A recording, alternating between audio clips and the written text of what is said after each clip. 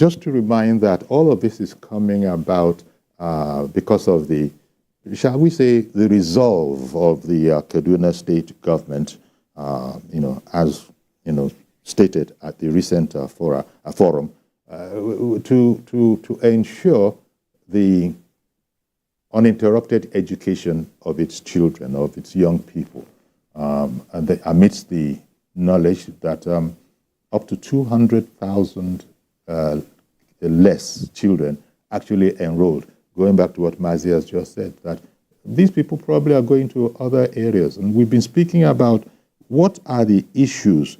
And any way you look at it, this whole matter about, that's where we talked about the political will to do the needful, and it not being as simple as many people might think.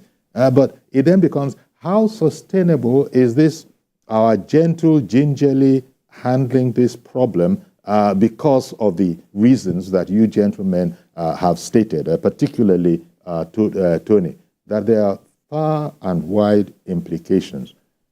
But I don't know, it does look as if we, that is Nigeria, corporate we, are being pushed around, and at a very, very high cost, because our children are the people suffering. And so that's the whole idea behind Kaduna's mind, so to speak, as stated by Governor Uba Sani recently, speaking through his chief of staff, who was representing him at the event.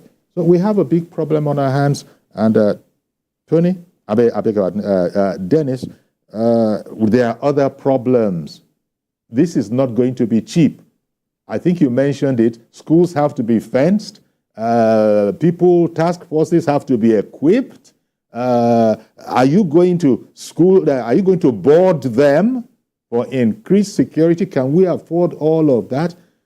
So many problems, but at least Kaduna is speaking up and saying that we acknowledge that we have a problem and we want to address it. It's just that I think what both you gentlemen have been saying all morning is, well, it's a very good and a laudable one, but there are challenges that you seem to have indicated you are fearful of their being met for this to be a success. Would that be right in that categorization, Dennis? You're fearful that... Oh, yes. Oh, yes. There is a fear that we will not be able to bring this project to a final end. I don't want it to hang in the air.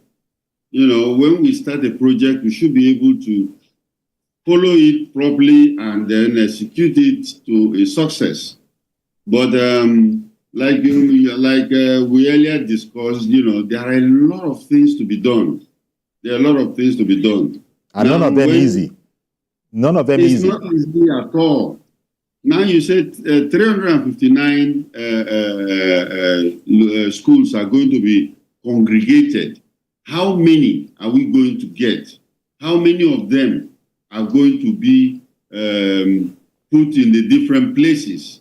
And how well would that go down with their families? Yes, and how are we going to secure them? Because are we going to now put the Safe School initiative around those schools that they are going to bring together? Are you boarding them? Are you going to provide the manpower that will be well trained to resist any kind of aggression?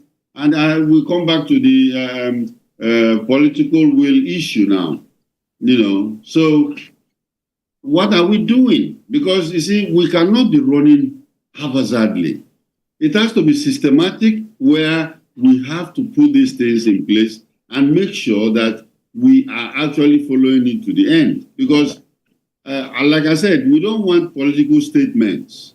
When we make political statements and we don't follow up on it, just to placate people and leave it there up in the air, I don't think it's going to solve this problem for us. Well, I want to thank you very much, Dennis. Mr. Dennis Amakre, MON, joined us this morning from the United States. Thank you very much, Tony, as always, for joining us and giving us the benefit of